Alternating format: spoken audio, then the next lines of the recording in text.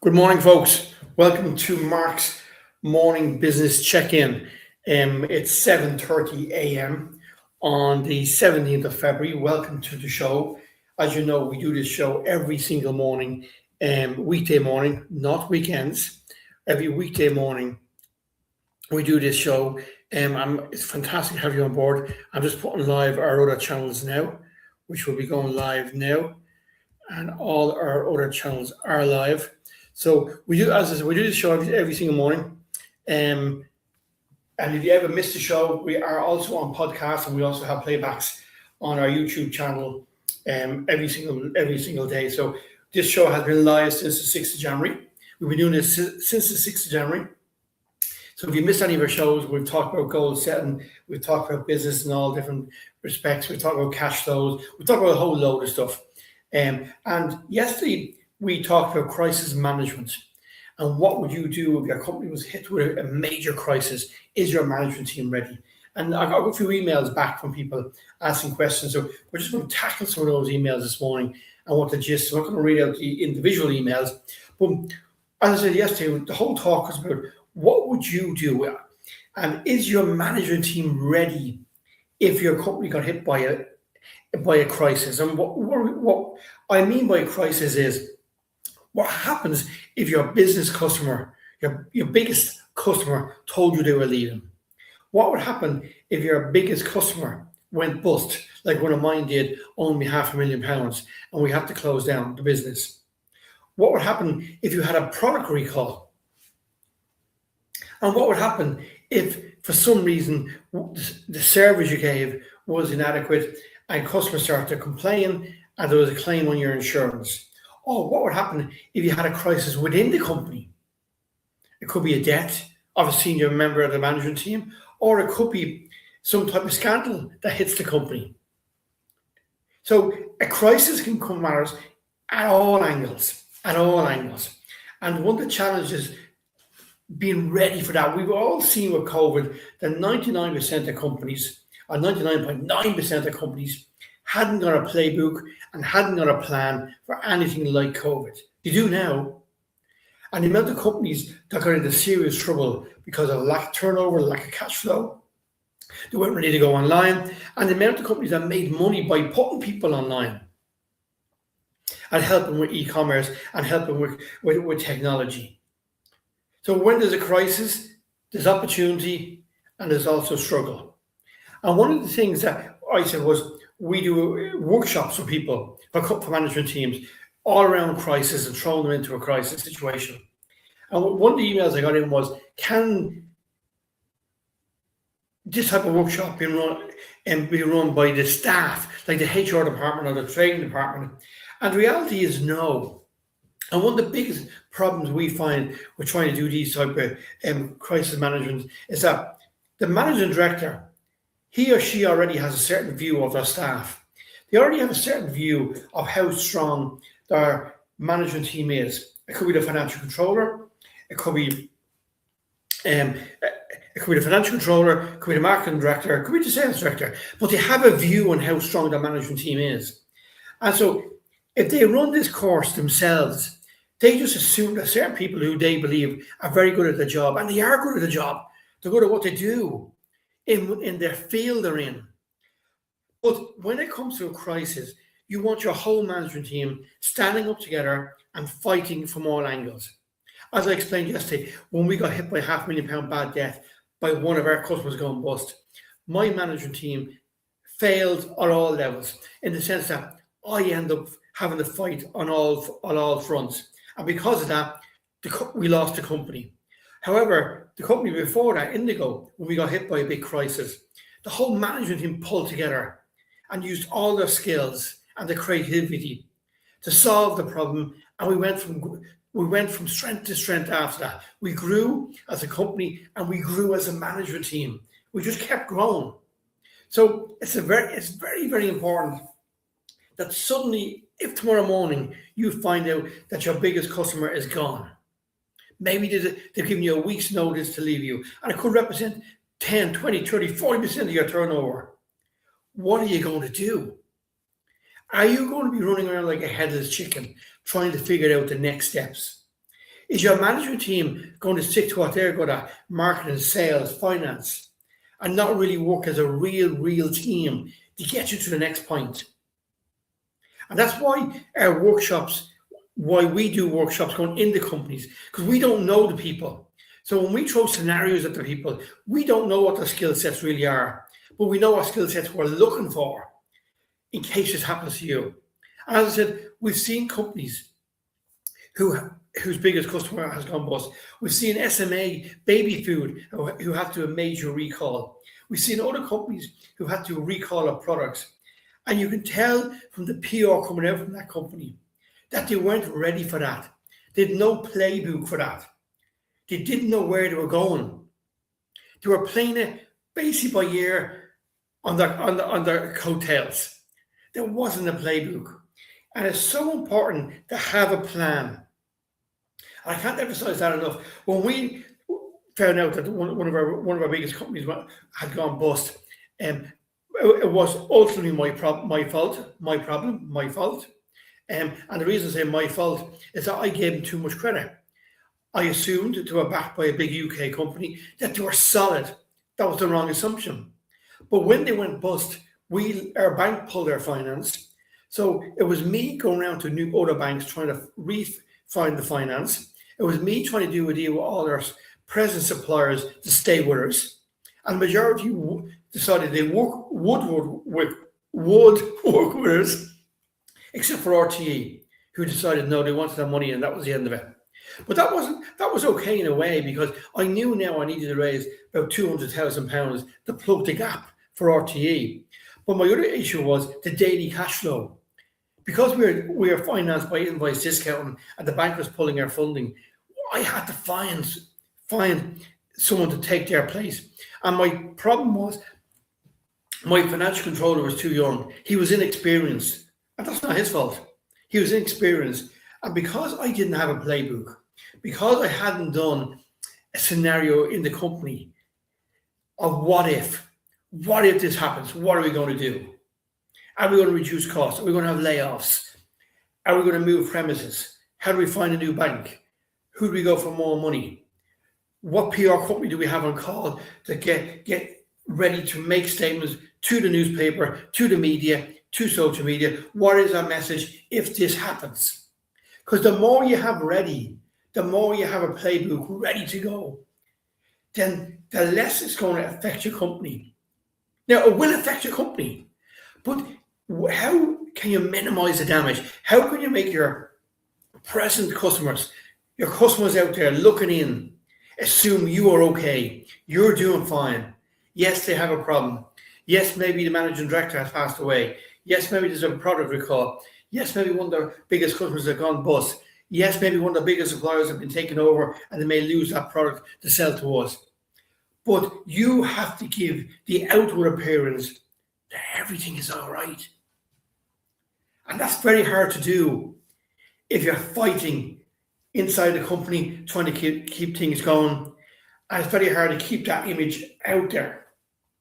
It's a tough one. It's a really tough one, right? And here's the real challenge.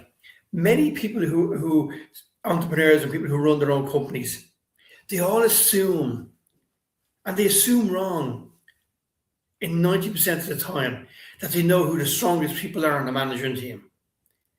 Because these people haven't been tested under crisis situations. You could have a good financial controller who you think is strong. He or she produces the figures when you want them. They give you the results when you want them. They give you the information, the financial information, when you want them. So you'll be thinking, well, when a crisis comes, he or she be standing beside me and we'll be fighting together. But how do you know that he or she will be worried about their own wages, their own salary, their own mortgage, their own lifestyle? All these things are going to impact them when the crisis hits.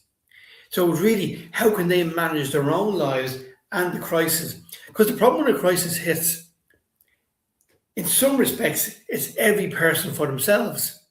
Because a lot of these people, depending on the size of the crisis, will be worrying about their own job, their own future, the next salary check, the next mortgage payment, the next car payment.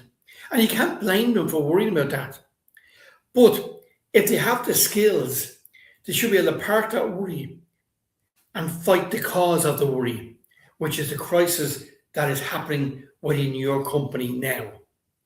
That's the real challenge in crisis management, is having a team of people who are aware that if this goes the wrong way, they may be out of a job.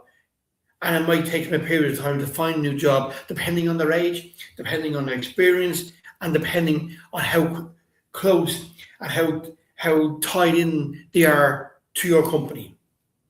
Because the reality is, if your company has to close down, people will point the finger at the managing director, at the financial controller, at the sales director. They will point the finger. And the more associated you are with that company or that brand, it may take you longer to find work. So is your management team able to park that and fight the cause? And the cause being maybe finding a new customer to replace the customer who has just left. Maybe yes, drawing up a redundancy plan. Do you have a plan in place if you have to reduce your overheads by 25, 45, 50% tomorrow? Do you know where those cuts are going to come from? Do you? That's a real hard question. And people be sitting there going, well, it probably never happened to us because all our customers are doing well. Maybe all your customers are doing well. But here's the thing. You do not know really what's happening behind your customers' doors. You don't. You don't know what challenges they're facing. And you don't know what their challenges they're facing from their customers. Because they could have a customer who goes bust.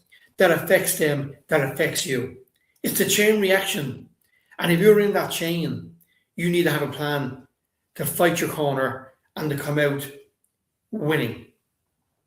And that's what crisis management is all about. And that's why I say it's very hard for large companies to have the HR department or the training department to run these courses in-house. Because they're not looking at it in black and white. And they're not, in a way, they're worried about upsetting the senior management team because they are the senior management team. And you don't really want to say something against someone who hasn't pulled their weight during the crisis. And that's why when we go in, we've no loyalty to the management team. We call it as it is. We call it as we see it. And the feedback we give is black and white. It really is. It's pure black and white. Some people don't like it. They don't like the honesty of the feedback. But that's part of crisis management. Because when a crisis hits, you don't have time to train your staff. You don't have time to train your manager team. They need to know what they're doing. When our crisis hit in Indigo, when we sent out all these CDs, we realized that there was a bug in them that would allow people to see everybody else's passwords. We very quickly had to get a 24-hour call center in place in the office. We had to get the technology to block the problem there. We had to get technology to give out new passwords over the phone. We not just had to wait for inbound calls, we had to make outbound calls, and we had to do a press release telling people to ringers that there was a problem, but we have it solved. Our team, within 24 hours, the management team, had all that put together. And we are constantly managing it. And the management team, the people in our finance director, our marketing director, our sales director, our HR director, they didn't just focus on their areas. They focused on the company as a whole. And we got through it, and the business grew and grew, and then we sold the business to Aircom, or Air as is known now. Where when the other crisis hit of the $500,000, the management team, which is my fault, I hadn't got the quality of the management team that I wanted. And probably one of the reasons I hadn't was we were winning a lot of business. We'd won over £9 million worth of new business in a very short period of time. So I was blinded by the new business. And I assumed we were ready for everything, or ready for anything. And we weren't. We are far from it when we were ready for everything. Far from it. And that's why the company went down. And It taught me from that moment on, no matter what company I worked with, who I worked with, I always made sure we had a strong management team and we had a what-if policy in place. If the biggest customer couldn't pay us, what are we going to do? If the biggest customer went bust, what are we going to do? If a supplier went bust and we couldn't get one of our main products that brought in our revenue, what were we going to do? We always had a plan, and we are always constantly revisiting that plan, and at least once every 2 months or 3 months talking about that plan. And that's how you manage real crisis within a company. The management team need to work as a whole, not just in their expertise, but in every element of the company. And you need a management team to not mind other members of the management team coming into their area during the crisis to help solve and help by giving their expertise and their strength. So if you do want any more information on crisis management, or even if you want information on the workshop, the crisis management workshops we do, or the neurodiversity workshops, or any of the workshop that we do, just email me, markbeggs@gmail.com. And don't forget, I'm here every weekday morning from 7:30 a.m. for about 20-25 minutes, because I know a lot of people are busy. They're on the way to work. We have a lot of people coming in through. We're live on LinkedIn, we're live on Instagram, we're live on Facebook. We're also live on TikTok. We have a lot of people there on TikTok at the moment. So we have 2 TikTok accounts going, 2 different accounts going. So we're reaching a lot of people and a lot of people out there. And as I said, we've been doing this show since the 6th of January. If you've missed any of the show, any of these shows, they're on our YouTube channel at Mind's Eye Education. At Mind's Eye Education. And if you rather listen to this show when you're walking, cycling, driving, or riding a horse into work, well, then the podcast is live every day, about an hour after the show. Just go on to Spotify or wherever you get your podcast and type in the word Mark Beggs, and the podcast from every single show that we've done to date. They're all up there. They're all up there. There's a wealth of knowledge up there for you.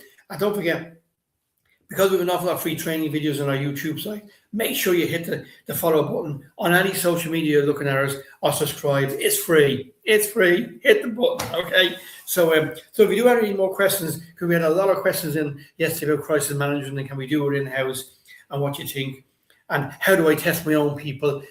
And one person did say, how do I test if someone is strong enough in the management team to face a crisis?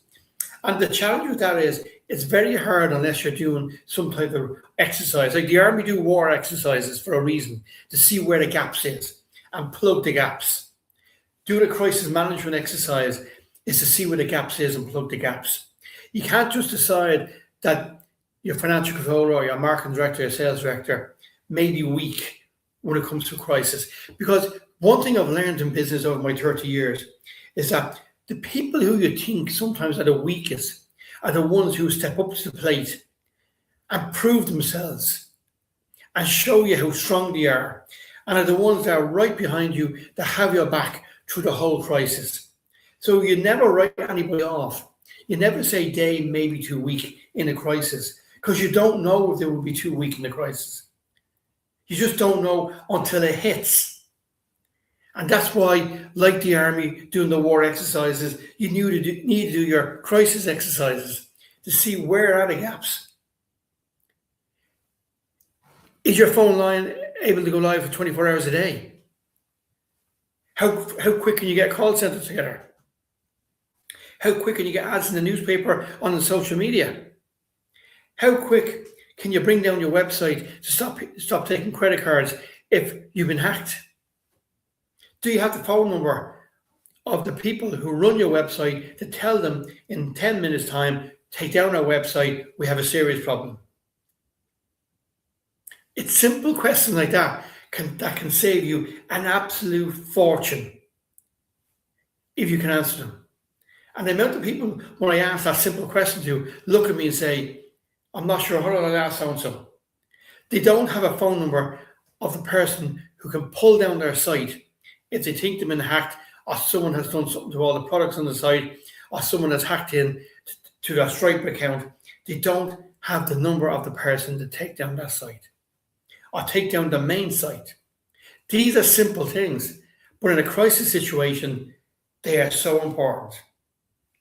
So that's me for this morning on LinkedIn, YouTube, Instagram, and Facebook. I'm staying live for another few minutes, as I always do every morning on TikTok, take some questions. So I'm staying live there. So if anybody has any questions, on LinkedIn or Facebook or Instagram, if you want to shoot them up to me now, I'll quickly answer them. If not, like the emails that come in, you can email me markbeggs@gmail.com. So it's markbeggs@gmail.com. And don't forget, if you need any more information, or I want to see any past shows, they're all on our YouTube channel at Mind's Eye Education. So if anybody has any questions, I'll take them now.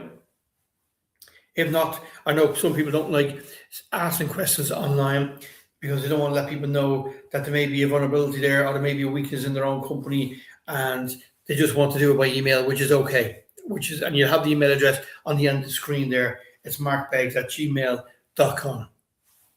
All right, folks, I'll call it a day on Instagram, Facebook, and LinkedIn. Thanks so much for joining me. I really appreciate it. I hope you have a great Tuesday.